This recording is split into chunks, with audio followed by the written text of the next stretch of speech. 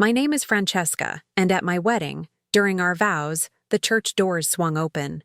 And there she was, his ex, holding a baby in her arms.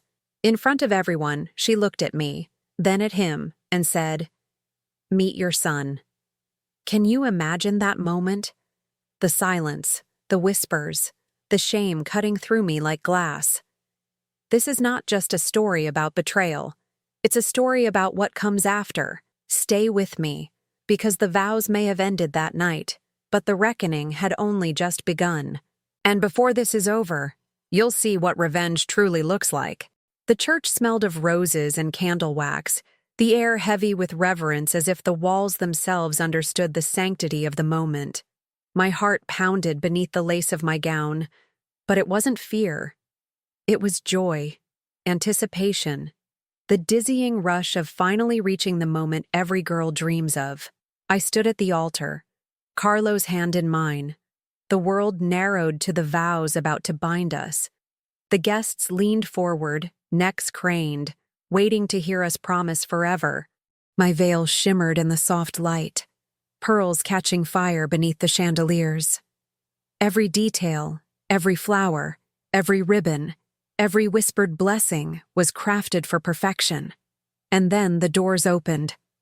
The echo cracked through the silence, deep and deliberate, halting the priest mid-sentence. A ripple of murmurs spread as all eyes turned to the back of the church. At first, I thought it was some late guest, embarrassed, rushing in at the worst possible moment. But then I saw her. Elena, Carlo's ex. Her figure was framed by the doorway like some dark omen. She didn't hesitate, didn't falter. Her heels struck the marble with deliberate defiance, echoing like a war drum as she walked down the aisle, not toward a seat, but toward me, toward us. And she wasn't alone. In her arms was a baby, a boy. His tiny fists curled, his eyes wide, his dark hair glinting under the cathedral lights. My breath caught, frozen halfway between my lungs and throat, because the truth struck me with brutal clarity. I didn't need a test. I didn't need words. One look was enough. He was Carlo's. The gasp that tore through the pews sounded like thunder. My mother's hand flew to her mouth, trembling. One of my bridesmaids let her bouquet slip, petals scattering like fallen confetti on the marble floor.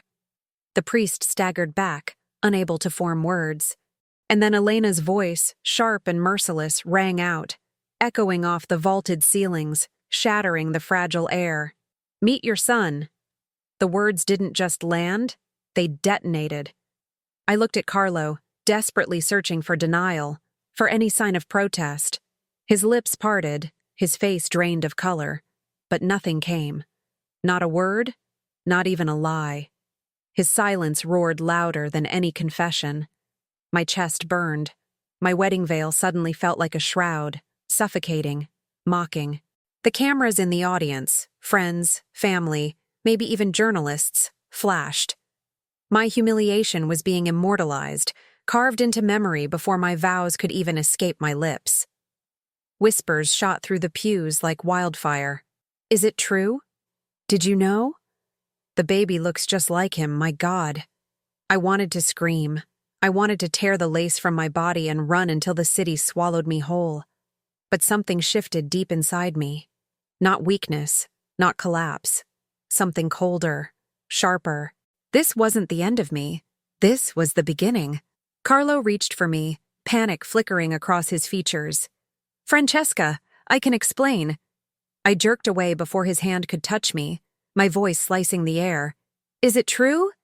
The silence that followed was unbearable, suffocating. Every guest strained forward, waiting, hungry. Carlo's mouth opened and closed, but still, no words came. And then Elena, with venom curling her lips, rocked the baby gently and delivered the killing blow. "Of course it's true. Did you really believe you were the only one?" He promised me forever, too. Her smirk was a blade pressed against my throat. Gasps erupted, some guests leaning closer for every poisonous detail, others averting their eyes in shame.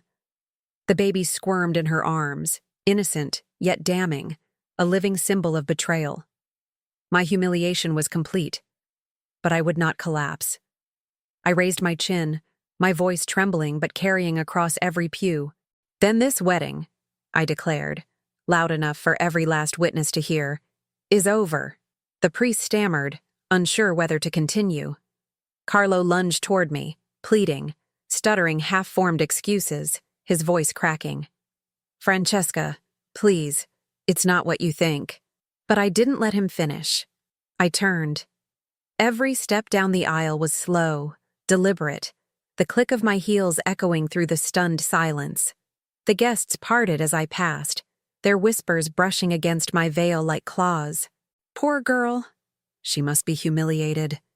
She'll never recover from this." But they didn't see what I felt inside. Not despair, not surrender, something else entirely.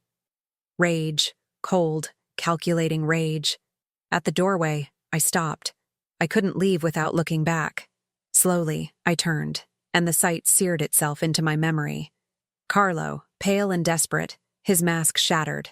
Elena, triumphant, clutching the baby as if the child were a weapon. The guests, silent now, hanging on my reaction, waiting for the collapse, the tears, the breakdown. But I gave them nothing. I stood tall in my ruined wedding gown, veil trembling in the draft, voice steady as stone in my own head. They think this is my end, but it isn't. It's the beginning. I branded the moment into my soul, a vow carved deeper than any ring on my finger. Carlo will pay. Elena will pay. They used this baby as their blade. Then that child will become the very key to their destruction.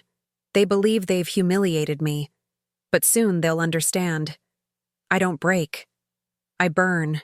And with that vow scorching through my chest, I stepped into the cold New York night, no longer a bride, but something far more dangerous. I left my wedding in ruins, but I carried one truth sharper than any diamond on my finger. I wouldn't just survive this. I would destroy them. The air outside the church was colder than I remembered. Sharp, biting, almost cruel, as if even the city itself had turned against me. I stood on the stone steps, lace torn at the hem of my gown, my veil catching in the wind like a flag of surrender. Except I wasn't surrendering. Not yet. Behind me, through the heavy oak doors, I could still hear the voices rising, guests clamoring, the chaos of my ruined wedding spilling into whispers that would soon be headlines. Someone snapped a photo as I descended the steps, the flash cutting through the dusk like lightning. I didn't flinch. Let them take their pictures. Let them feed. They'd think they were documenting the destruction of Francesca Lisanti. In truth, they were documenting her rebirth. I climbed into the back of the car that had been meant to carry us to the reception, Carlo and I as husband and wife. Instead, it was just me, sinking into the leather seat, the silence pressing against my ears until I thought I'd choke on it. The driver looked at me through the mirror, his eyes wide, questions trembling on his lips, but he knew better than to speak. He turned the key, and the engine hummed, carrying me away from the ashes of the church. My phone buzzed in my lap. A flood of messages. Friends, cousins, even people I hadn't spoken to in years. The news was already spreading. One headline glared at me from a gossip site that had somehow gotten the story within the hour. Wedding massacre. Lisanti heir exposed at the altar. My stomach twisted, but I kept scrolling, my eyes dry, my heart steady. They thought they were watching me unravel in real time. They didn't understand that humiliation doesn't end me. It fuels me. At my apartment, the silence was worse. I tore the veil from my head and let it fall to the floor. My reflection stared back at me from the full-length mirror across the room. White gown stained by the city, mascara smudged beneath my eyes, lips pressed into a thin, merciless line. This was the image they'd remember, the image they'd mock, the image that would haunt me if I let it. But I wouldn't let it. No. I stood there, staring at myself, and I made a vow even darker than the one I'd whispered at the church doors. Carlo Lisanti had humiliated me in front of everyone who mattered. His ex had dared to strut into my vows carrying proof of his betrayal, and they thought I'd be crushed, silenced, forgotten. They were wrong. I wouldn't heal quietly. I wouldn't move on. I would take everything from them. Money, reputation, love, legacy. Whatever they valued, whatever they touched, I would tear it from their hands. The whispers didn't take long to spread. By morning, the tabloids had splashed my humiliation across every front page in New York. Pictures of me at the altar, my face pale with shock. Pictures of Elena, triumphant, the baby nestled in her arms like a prize. And beside them, Carlo, frozen, guilty, stripped bare in front of the world. Calls came nonstop. Some from friends pretending to check in, their voices dripping with pity. Some from journalists desperate for a quote. I ignored them all. What could I say? That my perfect day had been slaughtered? That my fiancé had hidden a child from me? No, silence was better. Silence let them believe I was broken. Silence made them underestimate me. I didn't leave my apartment for days, but I wasn't cowering. I was watching, listening. Every article, every rumor, every whisper that filtered through social circles. I collected them all like puzzle pieces. I read about the baby's name, Matteo, whispered like a secret. I saw mentions of Carlo's hush money, of apartments in Elena's name, of gifts and deposits that couldn't be explained away. Every new piece fed the fire inside me. Carlo called, dozens of times. He begged in voicemails, his voice desperate, cracking under the weight of exposure. He swore he loved me, that it had all been a mistake, that Elena meant nothing. He promised he'd fix it, that we could still salvage something from the wreckage. I deleted every message. His voice disgusted me, but I didn't block him. No. I let him speak, let him unravel, let him show me his weakness, because even then, I knew I'd use it. And Elena. Her arrogance was a weapon all on its own. She strutted into the spotlight, giving coy interviews, painting herself as the wronged woman, the victor reclaiming what was hers. She didn't realize that the higher she climbed, the harder she'd fall. And I'd be the one pulling the rug out from under her. But first, I needed information. I started small, reaching out to a friend of a friend who worked at a law firm. A casual conversation with an accountant who owed me a favor. Late nights digging through property records, business filings, anything that tied Carlo to Elena, anything that could prove this wasn't just betrayal, it was fraud, deceit, maybe even something criminal. And what I found was more than I could have dreamed. Apartments bought in cash, money transferred through shell accounts, payments hidden in family trusts. Carlo hadn't just betrayed me. He had built a house of cards, and Elena was one of the cards he thought he could stack without consequence. My anger crystallized into something sharper. A plan. I realized then that my revenge couldn't just be personal. It had to be total. Carlo had humiliated me in public, so I would dismantle him in public. Elena had wielded that baby like a sword, so I would turn that child into the chain that dragged her down. I didn't cry. Not once. I didn't scream or beg or curse the sky. Instead, I studied. I waited. I sharpened my silence into a blade. The city moved on, as it always does, but the whispers lingered. At dinner parties, they clinked their glasses and laughed at the scandal. At fundraisers, they whispered my name like a ghost. And everywhere, people looked at me as if waiting for me to collapse. I let them wait. Because while they thought I was licking my wounds, I was preparing to strike. Late one night, sitting in my apartment surrounded by files and photographs, I poured myself a glass of wine and stared at the evidence spread across my table. Bank statements, receipts, photographs. Proof of everything Carlo had done. Everything he had tried to bury. I traced my finger over a photo of him with Elena, the baby in her arms, smug smiles on their faces. My lips curled into a smile colder than ice. They thought they buried me. I whispered to the empty room. But I'm the one holding the shovel. That was the moment it solidified. The humiliation, the whispers, the gossip. It wasn't the end. It was fuel. Every cruel laugh, every pitying glance, every photograph splashed across a front page. It all sharpened me. And soon it would sharpen the knife I'd drive straight into their lives. Silence is a powerful thing. It unsettles people. Carlo expected me to scream, to cry, to demand answers. He thought I'd fall apart, and he could pick up the pieces when it suited him. But I gave him silence. And while he flailed, trying to patch up the mess he made, I was digging. The first crack appeared not in his words, but in his money. My father always told me, if you want to know who a man is, follow his bank account. And Carlo, for all his charm and tailored suits, had always been reckless with his spending. Still, the wedding bills had revealed something odd. One of the vendors, a florist I'd never heard of, had been paid in cash. Tens of thousands. I hadn't thought much of it at first. Carlo handled most of the payments, insisting he wanted me stress-free. But now, with Elena flaunting her child like a trophy, I went back through every detail. And what I found didn't add up. There were transfers, small at first, then larger, into accounts I didn't recognize. Apartments in names I didn't know. Shell companies, vague holdings with no clear purpose. And then her name, Elena.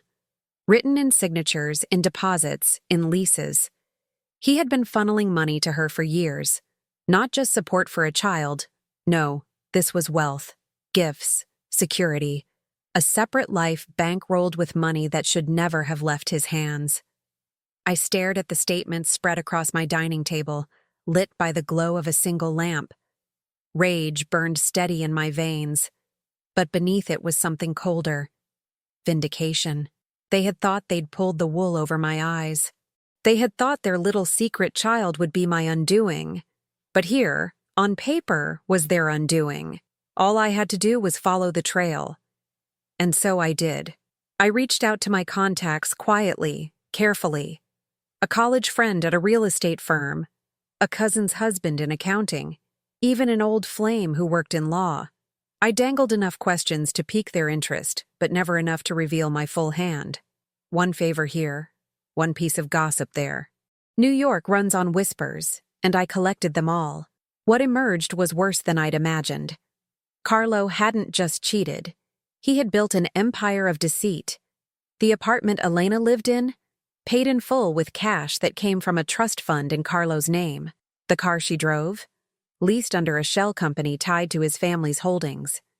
Even the medical bills for her pregnancy had been covered discreetly, through transfers small enough to avoid suspicion, but consistent enough to be undeniable. And the most damning piece? The baby's birth certificate. Matteo Lisanti. His last name. Carlo's signature right there, plain as day, filed months before he ever placed a ring on my finger. My stomach twisted when I read it, bile rising, but I forced it down. Pain would come later. For now, all I could feel was the rush of clarity. He hadn't just betrayed me in secret. He had written his betrayal into legal documents, carved it into public records, and the arrogance of it all was almost laughable. He thought he could keep two worlds spinning without them ever colliding. He thought he was untouchable. He was wrong. The deeper I dug, the more rot I uncovered. There were whispers of shady business dealings, of contracts padded with false numbers, of favors exchanged with politicians who owed him more than their public reputations would allow. It wasn't just infidelity anymore. It was corruption. It was fraud. And it was all balanced on the lie of his perfect image. One evening, exhausted but electrified, I sat back in my chair and stared at the wall of evidence I'd pinned up like a detective in a crime show. Receipts, leases, photographs, documents, names circled in red. At the center of it all, Carlo and Elena. Their smiling faces, their baby nestled between them, the picture of a secret family. I felt something break inside me.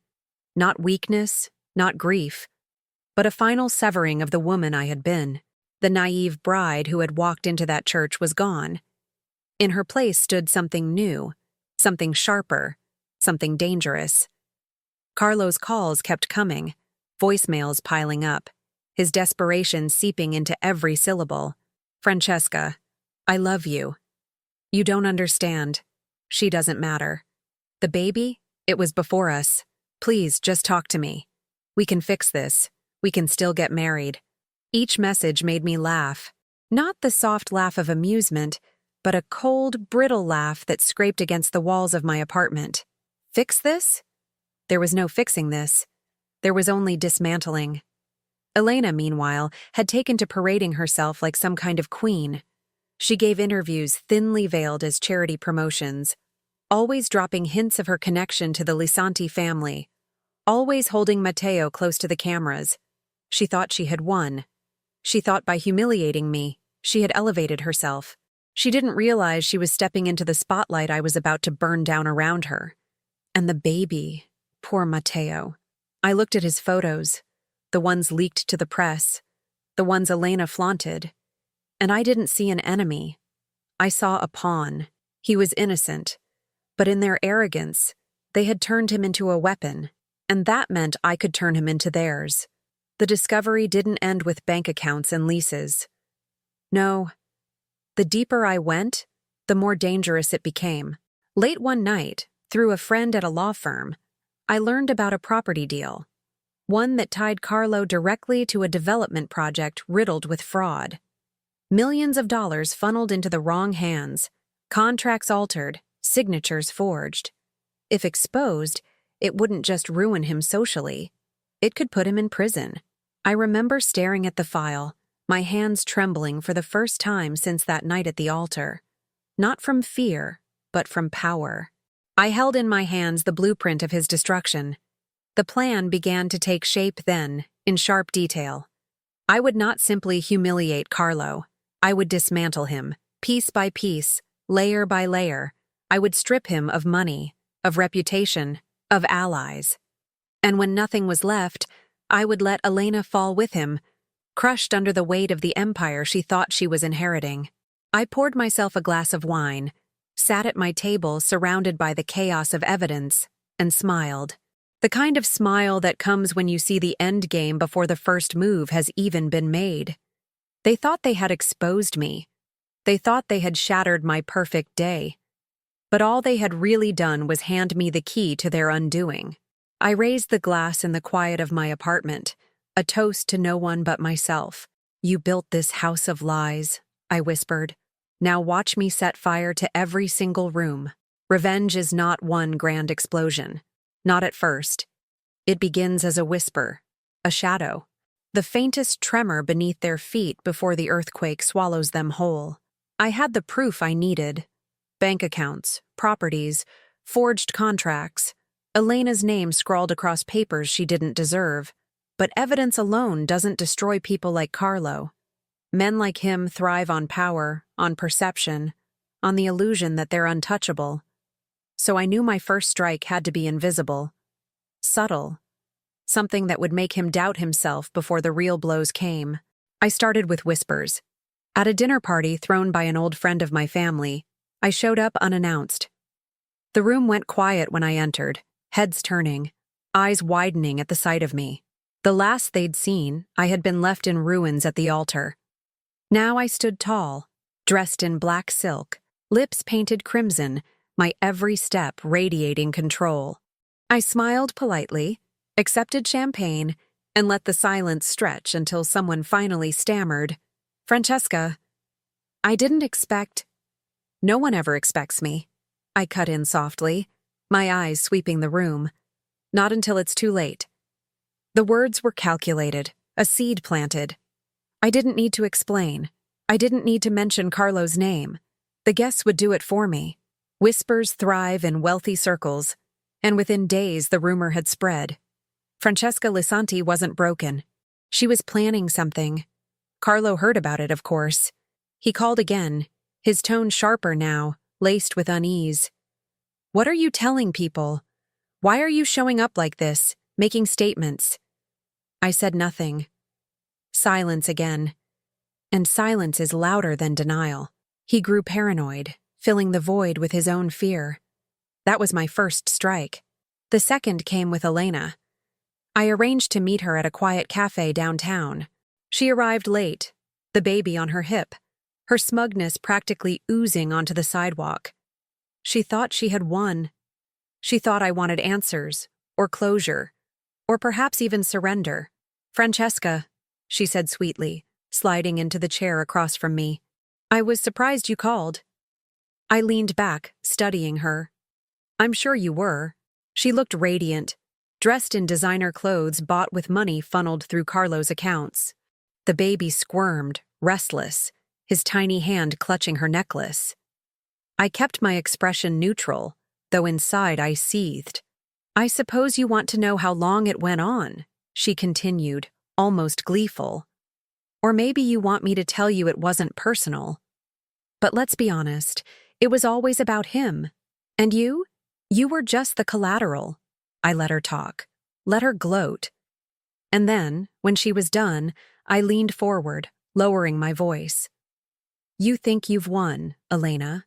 You think holding that child gives you power. But what you don't realize is that Carlo doesn't love you. He never will. To him, you are nothing more than a liability. And liabilities," I let the word hang, heavy, deliberate, "get discarded." Her smile faltered just for a second. That was all I needed. I reached into my bag, pulled out a single folded piece of paper, and slid it across the table. It was a copy of the birth certificate, Carlo's signature, undeniable. Proof he had acknowledged the child while planning a wedding with me. Proof that Elena was complicit in the lie. "You see, Elena," I whispered, "you think this paper protects you, but in reality, it condemns you. And when I'm finished with him, when the money is gone and the reputation destroyed, do you really think he'll protect you? Or will he let you take the fall for everything he's done?" Her face paled. She tried to mask it with another smirk, but the crack was there. I stood, smoothing my dress. "Enjoy your coffee. It may be the last time anyone sees you smile for a very long time." And I walked out, leaving her clutching the baby tighter than before, fear flickering in her eyes. That was my second strike. The third was quieter but far more effective. Through my contacts, I let certain documents slip, anonymous packages arriving at just the right offices, the right journalists, the right investors. Nothing damning enough to collapse Carlo's empire. Not yet. Just enough to make people nervous. A question here, a raised eyebrow there. Was his money really clean? Was his image really intact? Within a week, I heard the whispers growing louder. A business partner pulled out of a deal. An investor delayed a payment. Invitations that once flowed freely began to dry up. Carlo's phone calls to me became frantic, his voice unraveling. "You're ruining me, Francesca. Stop this. We can fix it. We can fix us. Fix us." The words were laughable. There was no us left to fix. There was only the reckoning. I knew I had struck the right chord when his paranoia began to show in public. At a charity gala, someone told me later, he lost his temper when a reporter asked about his growing family. He shouted, red-faced, insisting everything was under control, before storming out and leaving Elena behind in tears. The papers had a field day. Elena, for all her arrogance, wasn't built for scrutiny.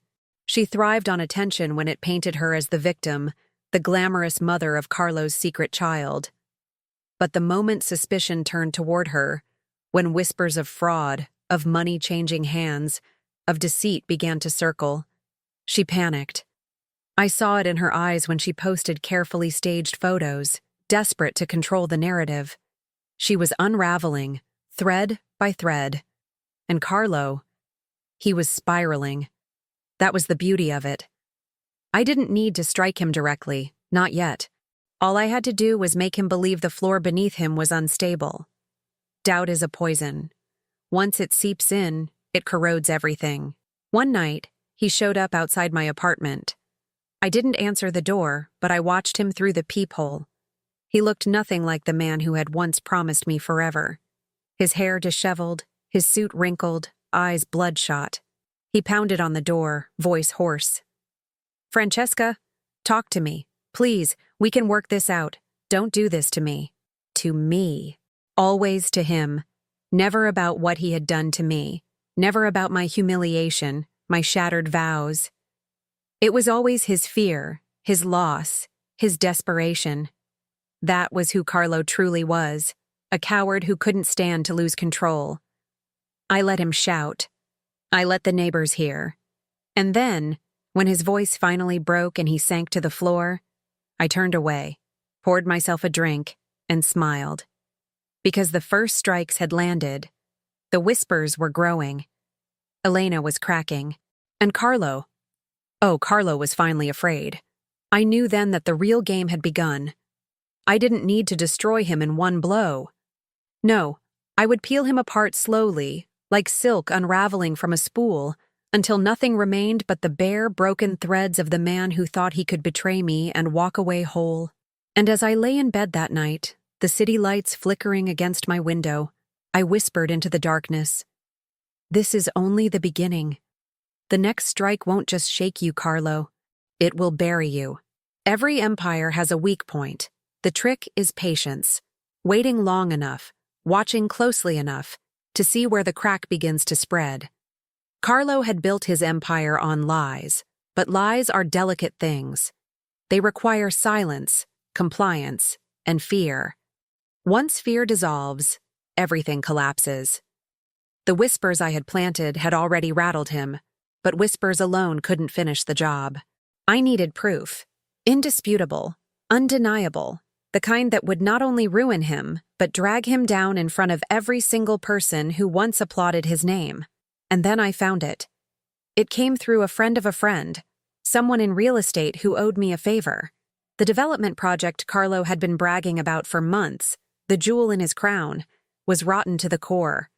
Forged signatures, inflated valuations, bribes disguised as consulting fees. On paper, it was a deal that would make him millions. In reality, it was fraud so blatant that once exposed, it could land him in prison. I remember holding those documents in my hands, the neat lines of numbers and signatures that spelled his ruin. My pulse didn't race. My breath didn't quicken. I felt calm, cold, because this was it. This was the fatal flaw. His greed, his arrogance, his belief that no one would dare look behind the curtain. But exposing him required precision. If I went too early, he'd spin it. He'd bury it. If I went too late, someone else might discover it first, and I'd lose control of the narrative. No, I needed to build the stage myself, gather the audience, and make sure that when the curtain fell, it fell on my terms. That meant alliances. I started with the journalists. Quietly, carefully, I leaked just enough information to stir their hunger. An anonymous tip about irregularities in one of his projects. A whispered suggestion that his money wasn't as clean as it appeared. They dug, of course. They always do. And the more they dug, the more questions they asked. But I never gave them enough to publish. Not yet. I wanted their appetite sharp, their curiosity insatiable, so that when the time came, they'd pounce without hesitation. Next, the investors. Through carefully placed concerns, I made sure a handful of his backers began to hesitate. A delayed check here, a withdrawn commitment there. Nothing catastrophic, but enough to make Carlo sweat. Enough to make him scramble for reassurance. And the more he scrambled, the more reckless he became, making promises he couldn't keep, exposing himself further with every desperate move. And then there were the allies I hadn't expected. Women. 2 of them, to be exact. Both had been involved with Carlo years before me. Both had been left discarded when they no longer served his purpose. They reached out quietly, cautiously, after hearing the storm gathering around him. Their stories were different, but the pattern was the same. Charm, lies, abandonment. They didn't just want to talk. They wanted revenge.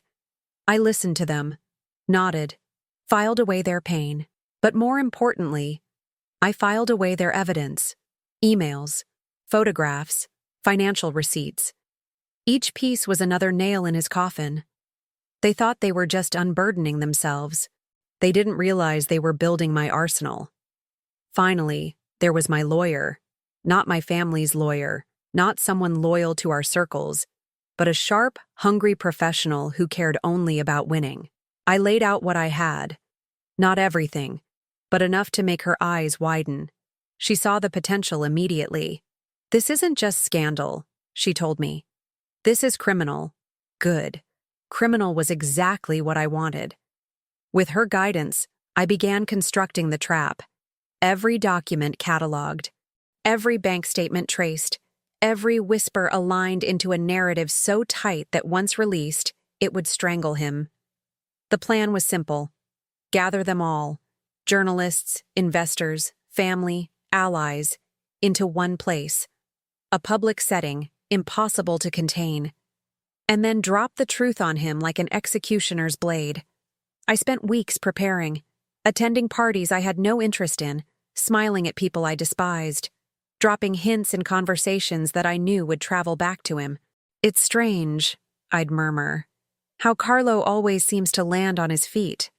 I wonder what would happen if people really knew how he managed it." The words were casual, but calculated. I wanted him paranoid. I wanted him so consumed by suspicion that he wouldn't see the real trap forming at his feet. And it worked. His paranoia grew. He called constantly, his voice rising with every unanswered message. "Francesca, people are asking questions. Investors are nervous. Tell me what you're doing." I never answered. Silence again, the sharpest weapon I had. Elena, too, began to falter. Her social media posts grew frantic, her once glamorous appearances less polished. She clung to Carlo's side in public, but her eyes told a different story. Fear, doubt, the beginning of cracks in her confidence. The city was buzzing.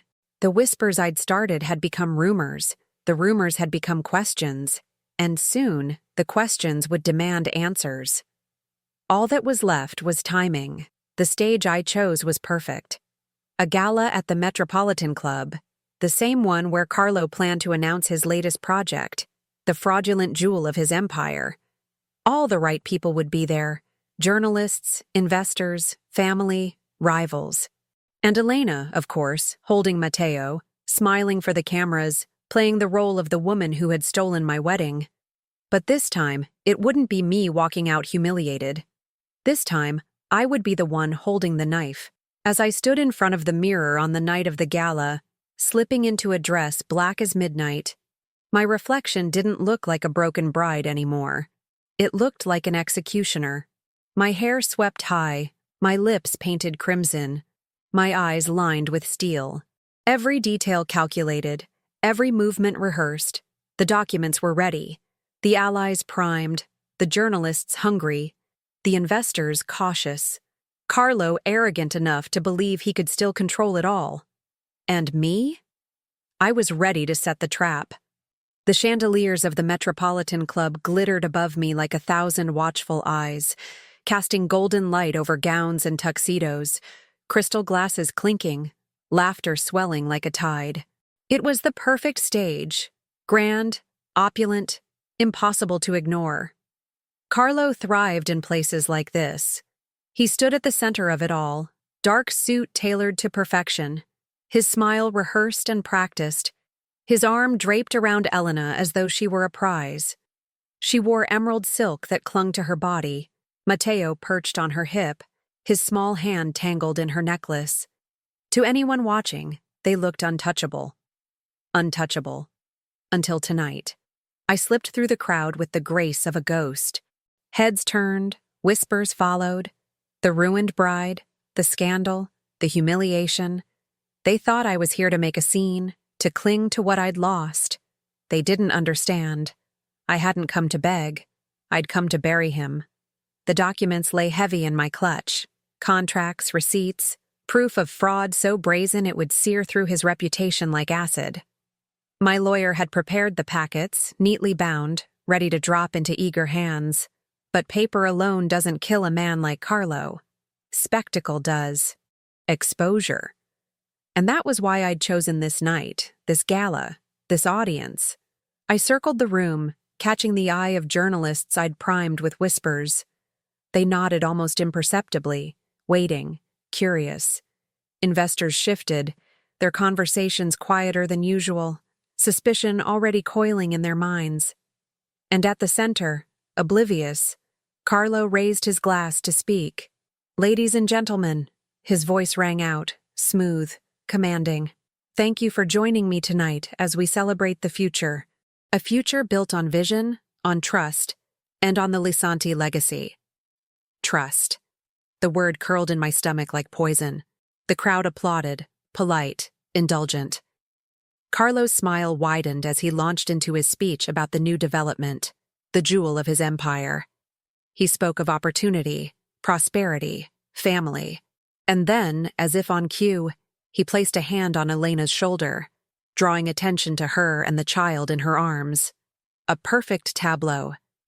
The betrayed bride replaced by the dutiful mother. I let him bask for just a moment. Let him believe he still held control.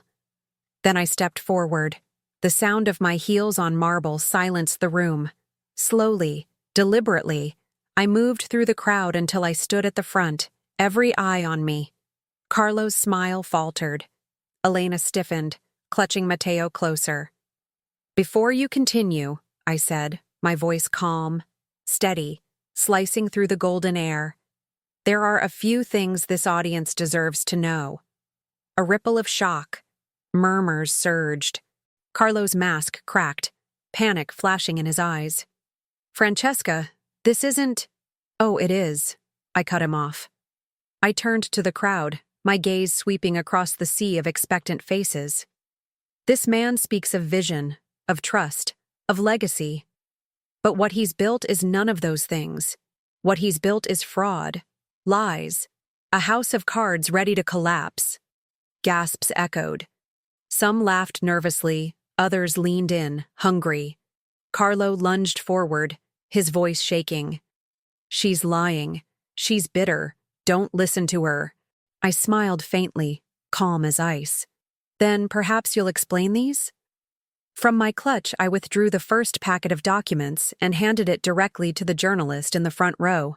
She flipped it open, her eyes widening. She gasped, then began reading aloud. "Forged signatures, inflated valuations, shell companies tied directly to the Lisanti Trust." The room erupted. Voices rose, people surged forward to see. Investors snatched at the papers with trembling hands. Carlo's face drained of color.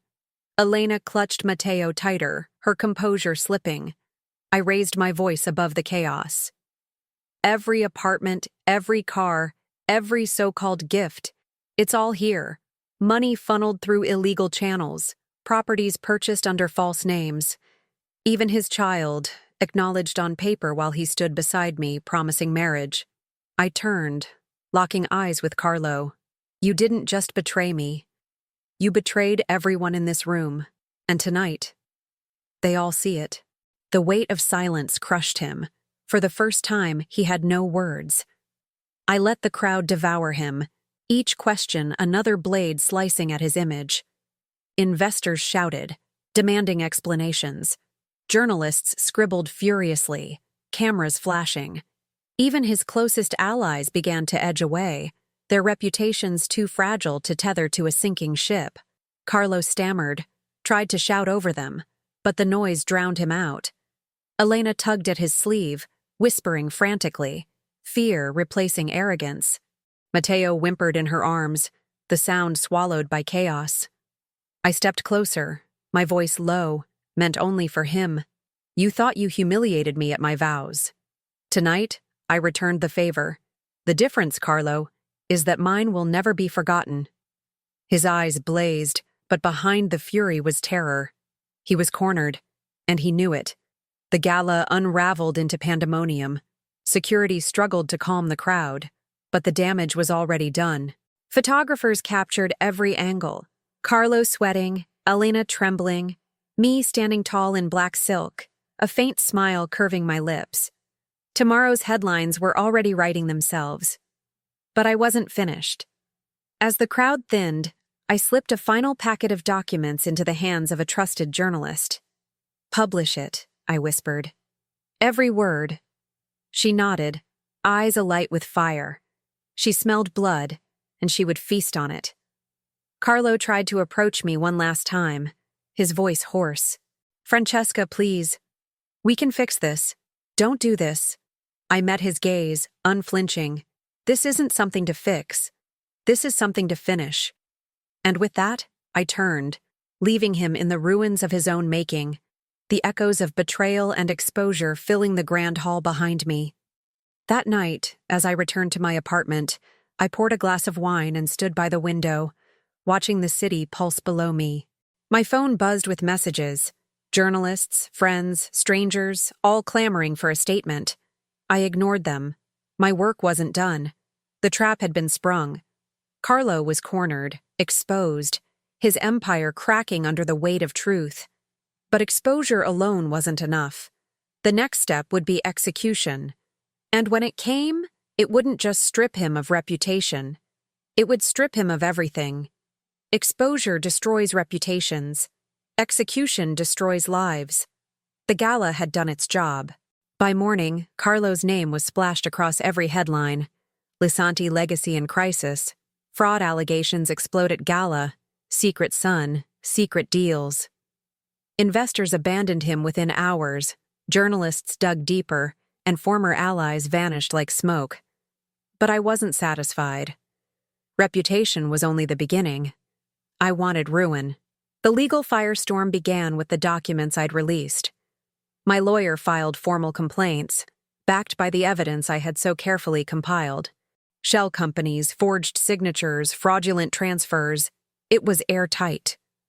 Prosecutors smelled blood. They opened investigations, subpoenas followed, and suddenly, Carlo's empire was buried under the weight of its own corruption. His accounts were frozen. Properties seized. Projects halted mid-construction. The investors who once begged for his attention now demanded answers in court. The whispers that once praised him as brilliant now cursed his name as reckless, deceitful, criminal. And I watched it all unfold with a calm smile. But the most satisfying part wasn't the financial collapse. It was watching Elena realize she had tied herself to a sinking ship. She had paraded her child through my wedding as a weapon, smirked in the spotlight, flaunted herself as the woman who had won. But when the money dried up, when the cars were repossessed and the accounts frozen, her smiles disappeared. I heard about the fight from someone close to them. Elena screaming, demanding Carlo fix it, insisting he had promised her security. He tried to soothe her, but desperation doesn't soothe. She packed her bags within a week, baby in tow, and left him in the penthouse that no longer belonged to him. By the time the press got wind of it, Elena was already living quietly in her sister's apartment in Queens, far from the glittering life she thought she'd stolen. As for Carlo, the man who once stood untouchable, he became a ghost. Paparazzi caught him stumbling out of a courthouse, hair unkempt, suit wrinkled, his arrogance shattered. Former friends refused to take his calls. His family, embarrassed and furious, distanced themselves publicly. Even his own lawyer eventually abandoned him when it became clear there was no salvaging the case. I didn't gloat publicly. I didn't need to. My silence was enough. Everyone knew who had pulled the strings. Everyone knew that the woman once humiliated at the altar had orchestrated the grandest humiliation of them all. The final blow came when the indictment was announced. Fraud, embezzlement, money laundering. Charges that carried years, not months, of prison time. The empire he had built, every skyscraper, every deal, every dollar, had turned to dust in his hands. I went to the courthouse the day he was arraigned. I didn't speak to him, didn't even acknowledge him, but I made sure he saw me. Dressed in black, my head high, I walked past the swarm of cameras that now tore him apart. For a moment, our eyes met. His were bloodshot, sunken, full of a desperation he could no longer hide. Mine were steady, cold. He mouthed something then, words I couldn't hear but knew by instinct. Why? I didn't answer. I didn't need to. He knew why. Weeks passed, and the city moved on to newer scandals. But the ruin remained. His fortune was gone, his name cursed, His ex-lover fled, his child reduced to a pawn in custody disputes that painted him as unfit. And me? I rebuilt. Quietly, deliberately. The pity that once followed me vanished, replaced with respect, with awe, even fear. People whispered my name differently now. Not as the bride left humiliated, but as the woman who had taken down Carlo Lisanti. At night, I sometimes thought back to the moment at the altar, to Elena's voice echoing through the church. Meet your son. That was the day they thought they had destroyed me. Instead, it was the day I was reborn. I had promised myself then that I wouldn't just survive. I would destroy them. And I had. Carlo stripped of power. Elena abandoned. Their child no longer a weapon, but a burden they could no longer wield. Justice had been served, not the kind written in laws, but the kind carved out in vengeance, the kind that satisfies. The city forgets quickly. Scandals burn hot, then fade as the next fire rises. But some names never recover. Carlo's was one of them. Months have passed since the gala, since the indictments, since the world watched him stumble from marble staircases into courtrooms with chains on his wrists. His empire is dust, his fortune gone, his allies vanished. The Lisanti legacy, once whispered with admiration, now hangs like a curse. Children of old money families are warned not to repeat his mistakes. His name has become a cautionary tale. And me? I didn't need to speak a word. My silence said everything. The pitying looks that once followed me have turned into something else. Respect, even fear. In a city that thrives on gossip, people have learned not to speak of me too lightly. They look at me now as if I were untouchable. Perhaps I am. Elena disappeared soon after the storm broke. She left Carlo long before the indictment, clutching Matteo and whatever she could salvage. For a time she tried to play the victim, but the cameras lost interest when the money dried up.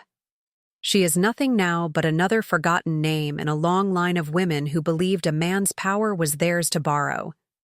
She will live quietly, endlessly reminded of the night she carried her baby into my vows, and thought she had won. Carlo sits in a cell. I imagine the walls are colder than marble, the bars less forgiving than champagne glasses. He will have years to remember the moment his world collapsed, and the face he saw standing over him when it did. But victory is never free. I know this. I feel it in the quiet hours of the night when the city finally sleeps. I lost something too. The dream of innocence, of love, of trust. The bride who once walked down that aisle in white silk is gone. She will never return. What remains is something else entirely. I stand taller now, sharper, harder. I no longer believe in fairy tales or promises whispered at altars. I believe in power, in leverage, in control. I learned that revenge does not heal. It transforms. And I would rather be transformed than destroyed. Sometimes I pass the church where it all began. The doors are always closed. The candles still burn inside. And I wonder if the walls remember. Do they still echo with Elena's voice? With the gasps of guests? With my vow as I turned and walked into the night? Or do they only remember silence? The kind of silence that announces something has ended and something else has been born. I don't pray there anymore. I don't need to. My prayers have been answered in my own hands. People ask if I'll ever love again. I smile, politely, and let them wonder. The truth is, love is no longer the crown I seek. Respect is. Fear is. And both are mine. On the night Carlo was sentenced, I stood outside the courthouse as cameras flashed. I didn't speak to the press, but one photographer caught my smile as I walked into the dark. The picture went viral. They called it the widow's smile. I suppose that's what I am now, the widow of a marriage that never happened, but also the widow of a man's legacy. I never corrected them. Some titles are worth keeping. As I sit here now, glass of wine in hand, city lights flickering against the skyline, I know one thing for certain. They thought they had humiliated me. They thought they had ended me. But humiliation fades. Ruin lasts forever. And if anyone should ever forget that, well, let them try to cross me. Because I am Francesca Lisanti, and I do not forgive. Thanks for watching this story until the end. Betrayal leaves scars, but sometimes those scars turn into strength. I'd love to hear your thoughts. Share them in the comments below. And if this story struck a chord with you, make sure to hit like and subscribe so you don't miss the next one.